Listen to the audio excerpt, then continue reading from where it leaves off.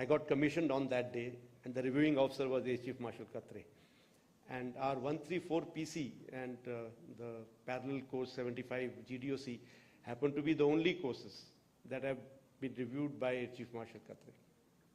So, very proud moment today for me to stand here on occasion, when we are honoring that figure who actually gave me my wings, literally and figuratively both. Actually, you can say that was my birthday, I was born in the Air Force. I must especially thank Mr. Sameer Katre for being here today. He's son of Air Chief Marshal Katre. He's come all the way, especially to be here, and he does it every year. Thank you very much, sir. We talked about Operation Sindoor. I thought today that also, I saw that Sindur topic had come when they were settling down the slides. So you know what I'm going to talk about. When just now there was, somebody said that a lot of good work done and my name was being taken. I get a feeling as if I am that non-playing captain whose team does very well, but the accolades go to that captain. So I wish I was in the cockpit doing something actual, but I fought this war from an air-conditioned ops room or air-conditioned office. But yes, that is how life is. And I'll say I can't praise my team. I can't get words to praise them. They have done exceptionally well, and I'm very, very proud of my team, the entire Indian Air Force. And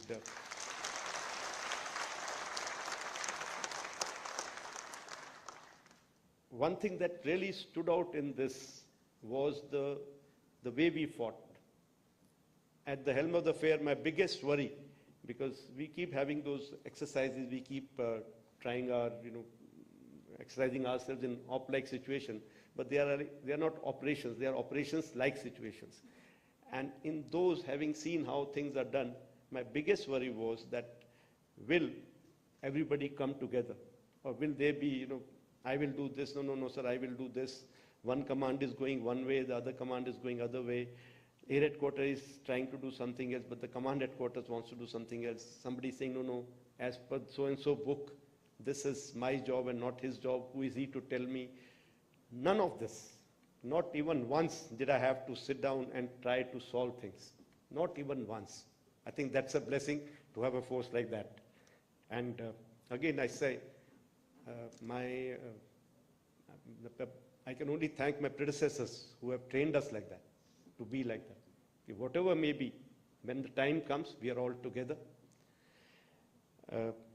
So I will today take some time in covering that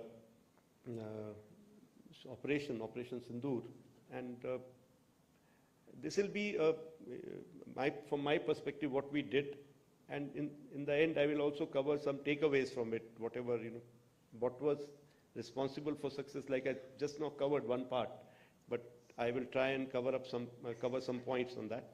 And in case I find that I'm running ahead of time, then I'll cover something else. I'm not really prepared for that part. Now, of course, another point I just now wrote down.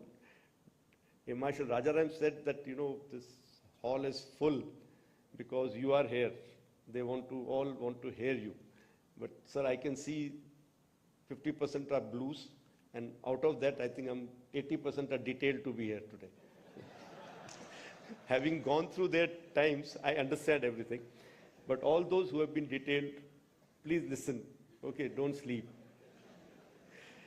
So we all know what happened, that unfortunate incident of Pahalgam, where so many people were killed. The nation had to respond. And all that is in open media, how we were trying to achieve some things diplomatically. At the same time, we had to give them a befitting reply. We had also said, it was made very clear that this time it should be an emphatic thing that we do. We must send the message across loud and clear to them. It should not be something just limited to launch pads and training areas. It should be, if their leadership, the terrorist leadership should be challenged. So we were all called in and we discussed a few options, then all the other agencies also joined in, and then we decided on those 9 targets.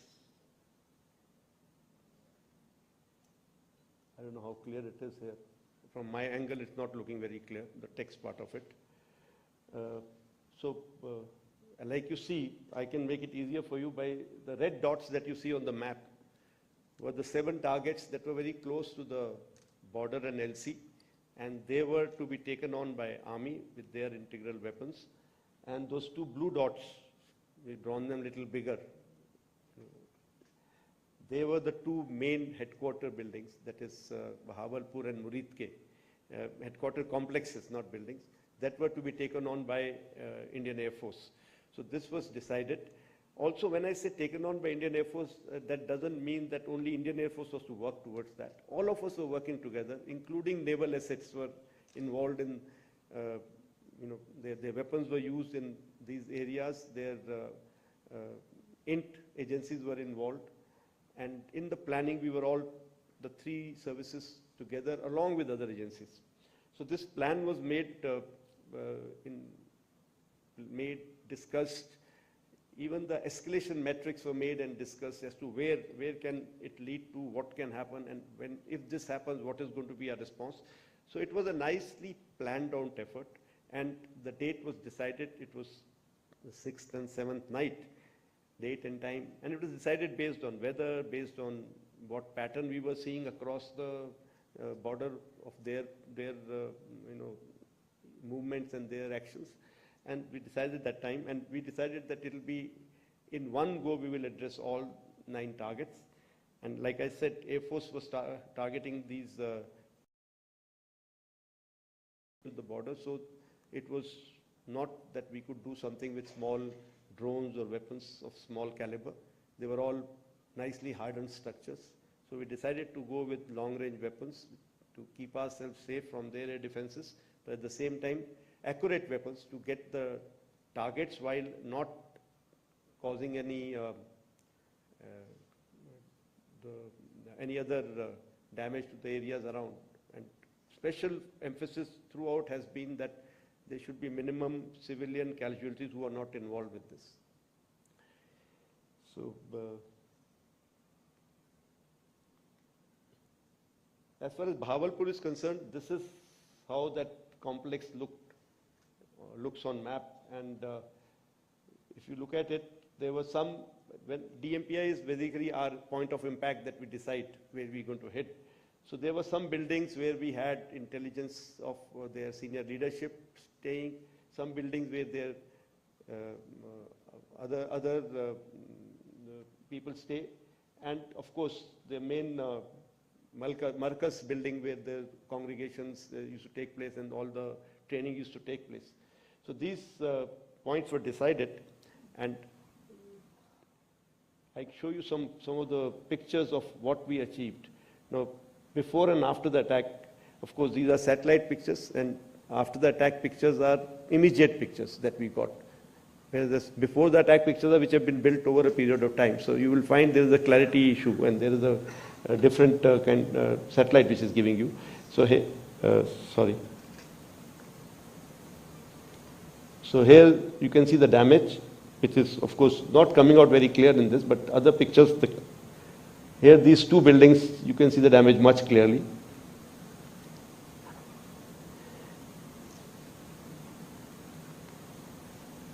Again, another big set of buildings, and you see the damage that is coming out.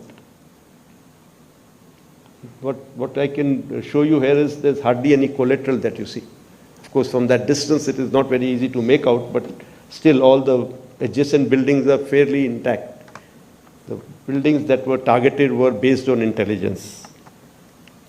And this is the main building of theirs, where the weapons have gone in, and it's badly damaged. Now, one thing which was good this time was that not only did we have these satellite pictures, we also had a lot of input from the locals, media, which was giving us the inside pictures, because these were areas which were open to public kind of areas also. So there were a lot of people who were going in and out. So on the net, we could get pictures like this and videos like this. This is the same building that I just showed you. You look at the damage that has been caused inside. It's all on the open net available, so I've also picked up from there.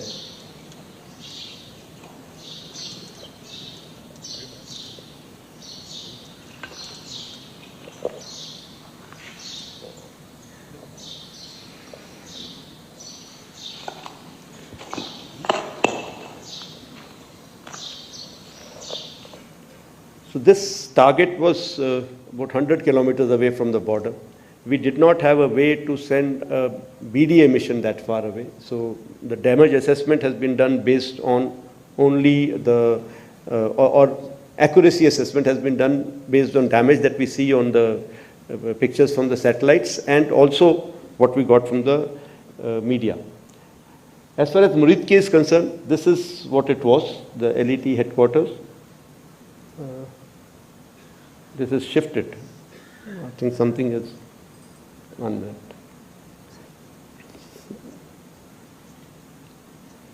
These are the two main these circles should be here on this building and this building, and these two things circles are in this area.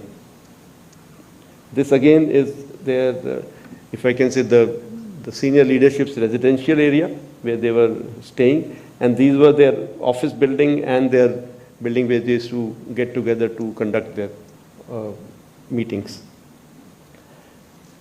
This is one of the videos that we have because this was within our range. So we could get this video from the weapon itself.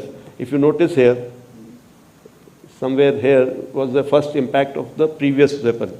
And if you see the next one now, the video continues, you can see the smoke of the previous weapon somewhere here. And this weapon is for the main building, that big building that we see.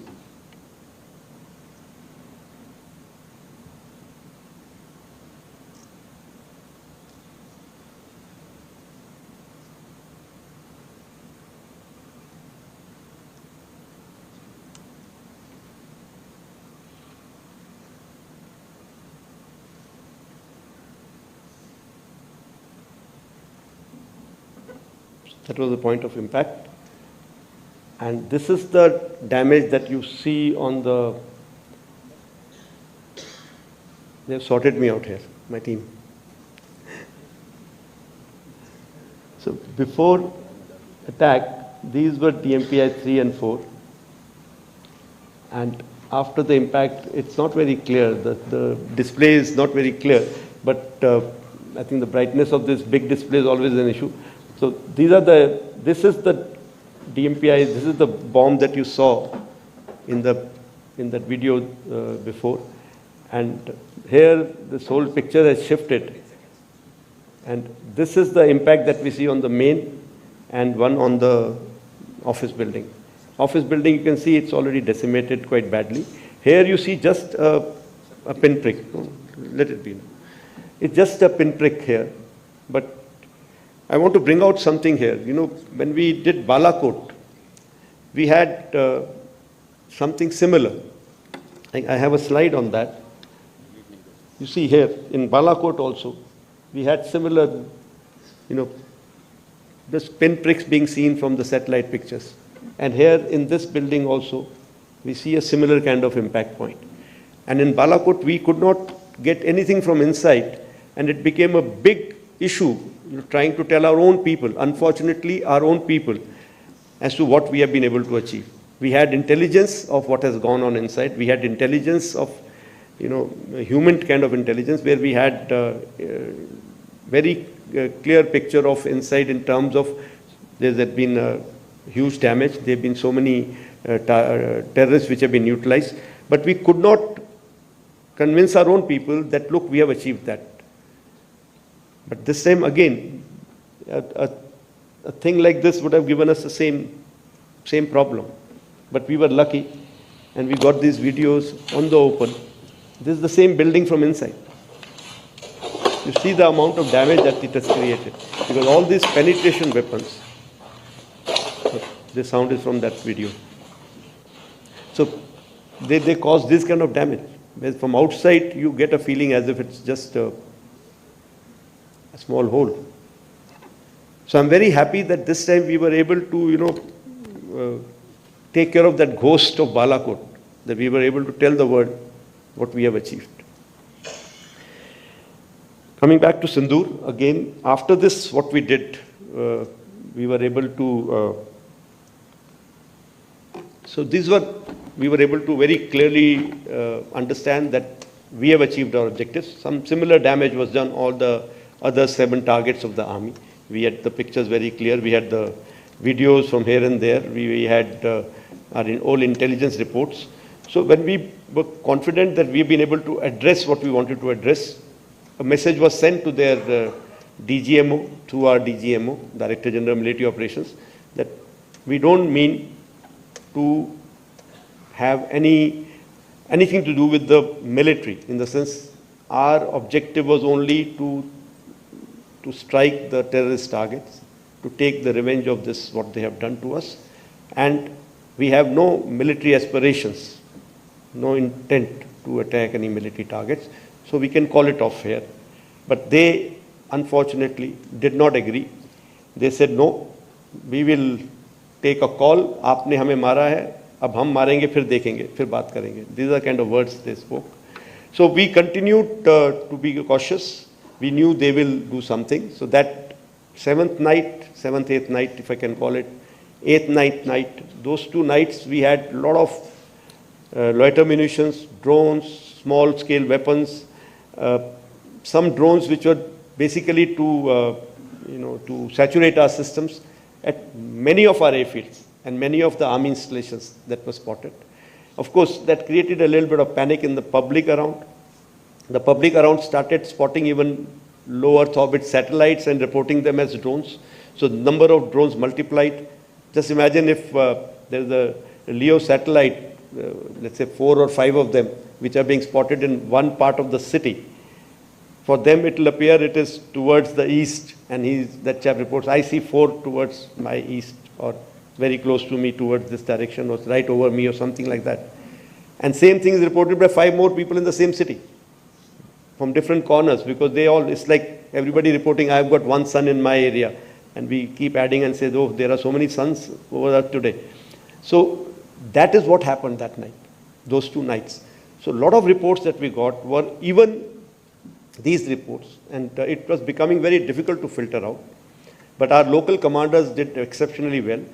They were able to take charge of the situation, and many of the actual ones were neutralized using our own anti-drone systems, using our own even anti-aircraft guns were used to neutralize some of those drones which came over us.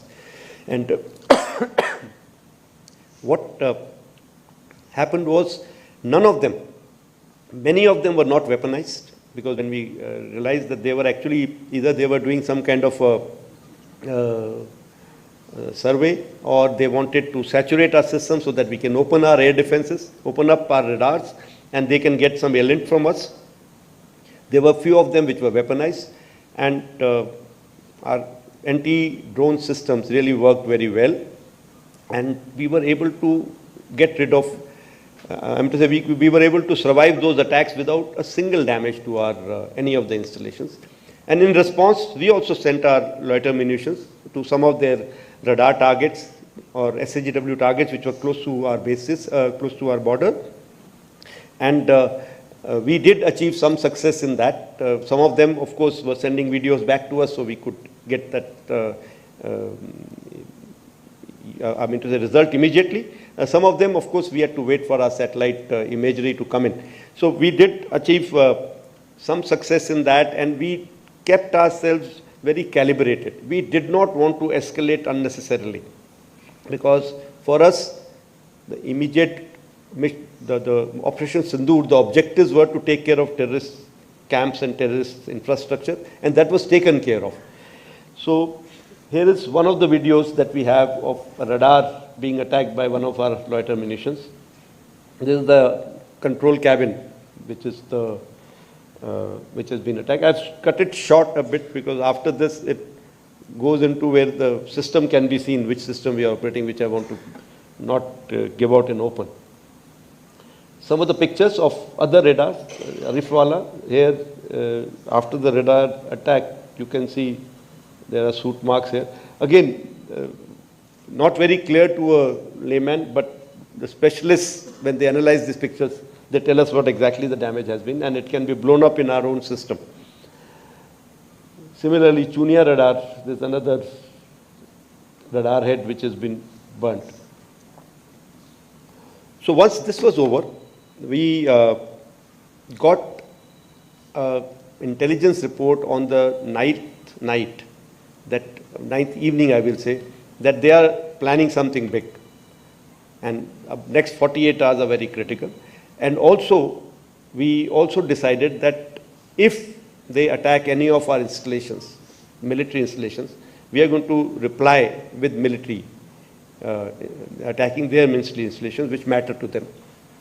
So since we already had our plans ready, this point was debated, and both the CNCs involved, the air headquarter people and the other services, we had taken a call that since they are mostly attacking us by Air Force assets and my Air Force bases are under threat, we should respond without waiting, in case this continues tonight also. And sure enough, this time we had their attack on our airfields with not only just loiter munitions, some of long-range weapons. Their aircraft tried to penetrate our defenses. Our air defense systems have done a wonderful job. The S-400 system, which we had recently bought, has been a game changer. The range of that system has really kept their aircraft away from their weapons like, those long-range glide bombs that they have. They've not been able to use any one of those because they've not been able to penetrate this system. And during our first night, sixth, seventh night, also air defense system had ensured that when they did their repost, their seventh night, also air defense system had ensured that when they did their repost, very massive build-up taking place, but once the first missile was fired from our side from the ground, we suddenly found that that dissipation of that build-up. Also, we have some kills that we have got from our SAGW systems, because every time you fire a weapon on a track, you do get a feedback as to whether it is to be treated as a kill or not, because till when is that blip remaining and where is your missile going. So that I will talk about a little later. So 9th, 10th night again, a large number of their attacks on most of our airfields. The airfields like Adampur, Srinagar, Avantipur, they took the brunt of it actually. And many other airfields. From north to south, they tried to penetrate various classes of drones, including weaponized. We were able to neutralize most of their weapons by either countermeasures, some of them by using our air-to-air guns, as well as SAGWs. Systems like Akash and all have taken down many of their loiter munitions which have come in, the weaponized ones. None of their aircraft could come anywhere near the boundaries of Akash and even MRSAM.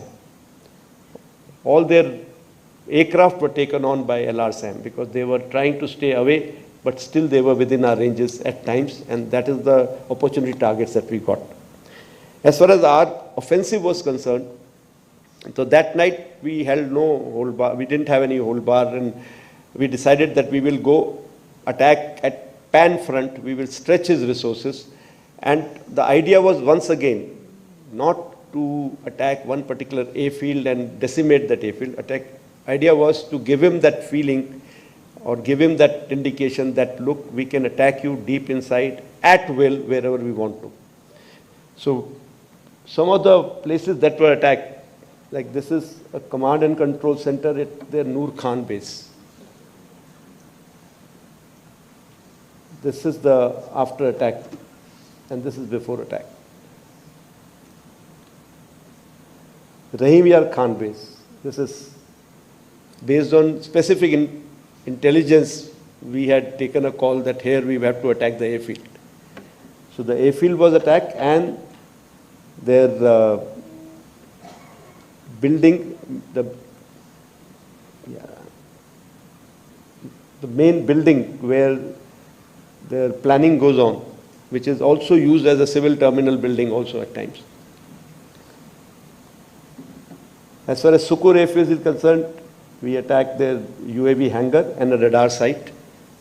You have the visuals available here. This is the hangar which has been flattened, and this is the radar site which is before and after.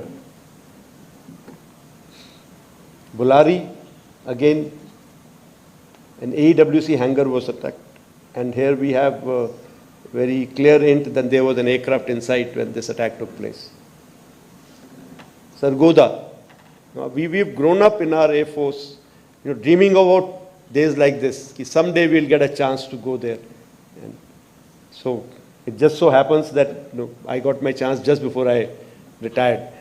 So we attacked the airfield there because we had very hard hint on F-16s taking off from there, and the ones who were attacking us in Srinagar as well as in Adhampur. So we took on the airfield there.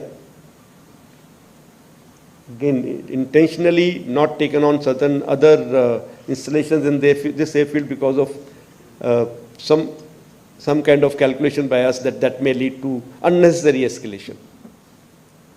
And this is the last slide I have on this. That is Shahbaz, their Jacobabad airfield, one of them, again, a major airfield that was attacked. And here there's an F-16 hangar, which you can see here. And here, this is the photograph again from open source, from one of their earlier picture of the same hangar. And here, that hangar, which is one half of the hangar is gone. And I'm sure there were some aircraft inside which have got damaged there.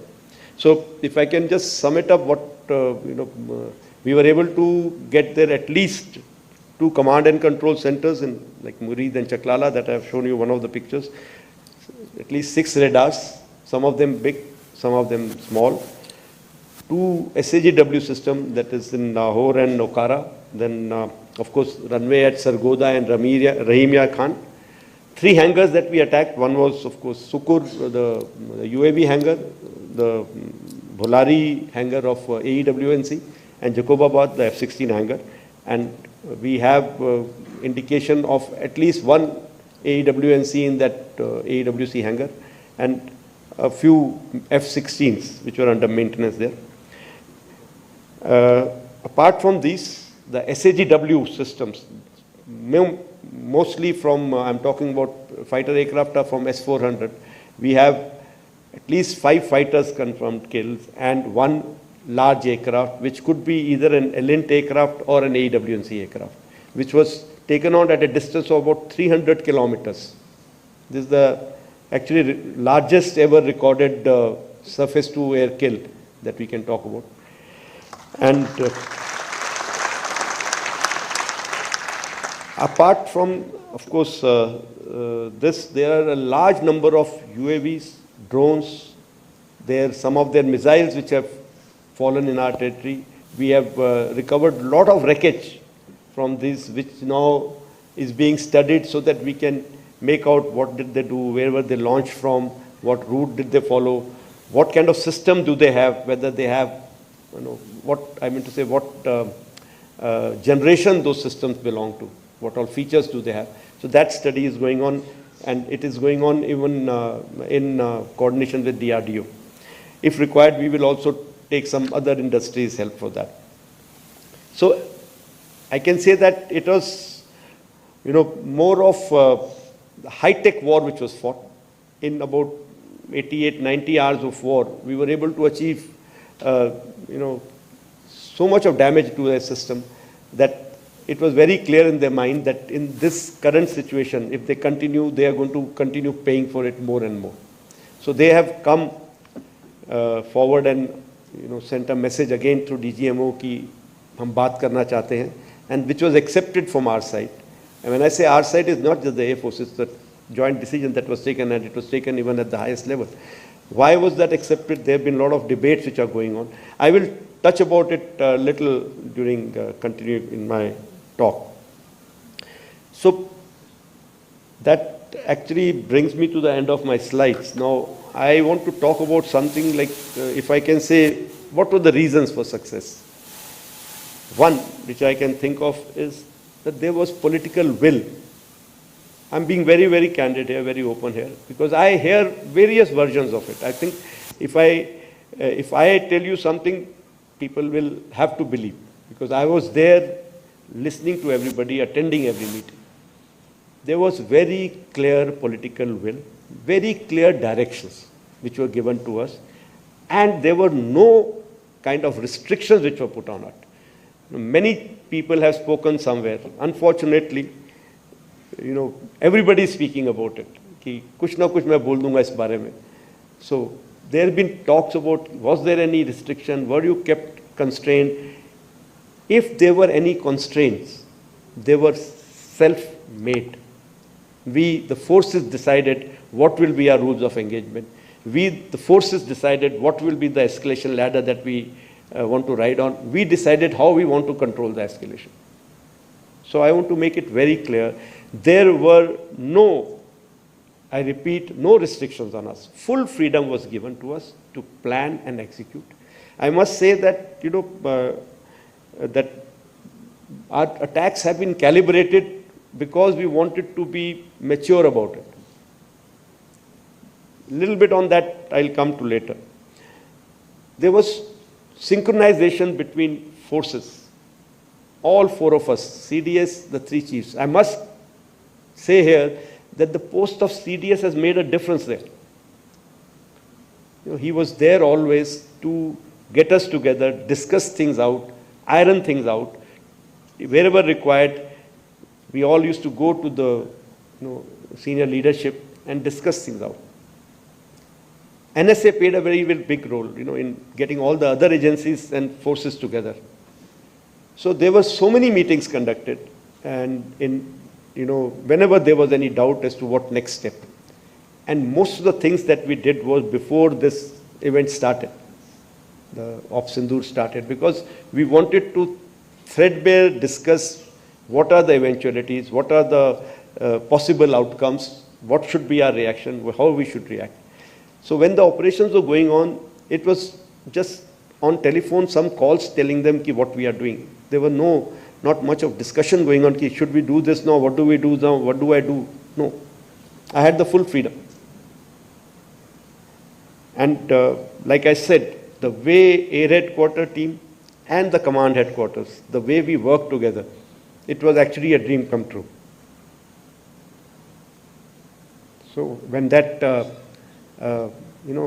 these things were going on, the routine generally is very disturbed during that time, because you don't know when the meeting will come up. So I used to come home once a day, just quick change and go back and sit there. And I had made some arrangement to even sleep in my own office. So that evening, one day when I had, that was, we had gone for a night meeting, then I had gone in overall. And I continued to be in that overall for next 48 hours. I never had time to come back home because there was something or the other happening. So I didn't want to leave my office or the company for even 1 minute. And when I came back after those 48 hours, after having gone through that, where we had taken a call that, okay, now we stop hostilities, there was so much of sense of satisfaction. And most of it was actually from the way my Air Force had, stood up together. That is what gave me more satisfaction than what we had achieved. The way we achieved gave me satisfaction. Now, like Dr. Sunil has brought out, we keep talking about indigenization. Why do we talk about so much of, having indigenous sources, having things within India? The kind of support that we got from all DPSUs, and of course, HL becomes a very big part of that because maximum support comes from them. I must compliment them. My people came and told me that at one call, things were moved. Wherever we needed anything, their teams were there, and they had pre-positioned some teams in anticipation. They had brought up some serviceability in anticipation. So this is how the nation has to come together if we have to fight a war. So these are some things, some teams in anticipation. They had brought up some serviceability in anticipation. So this is how